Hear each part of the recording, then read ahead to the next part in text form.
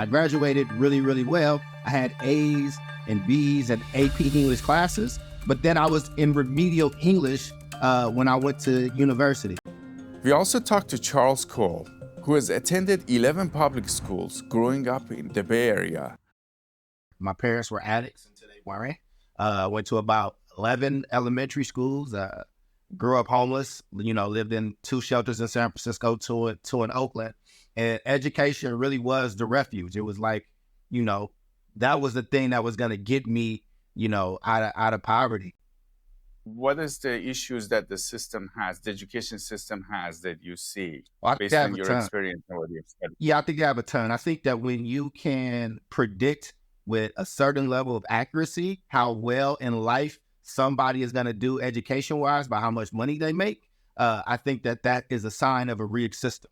I think that if you don't know how to navigate this education system, What do you think is the challenges these schools are facing?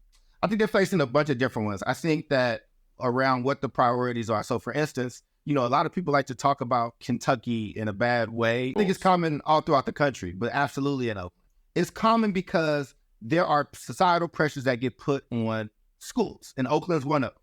I think the Office of Civil Rights had to come in one time because of suspensions.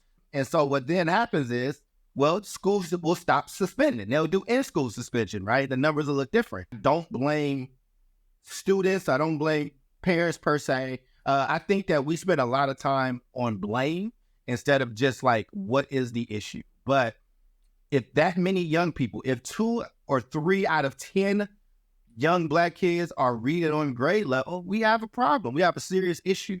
And that conversation needs to be had, not for political gain, not for clout, not to put adults in better positions, but how do we actually solve this type of issue?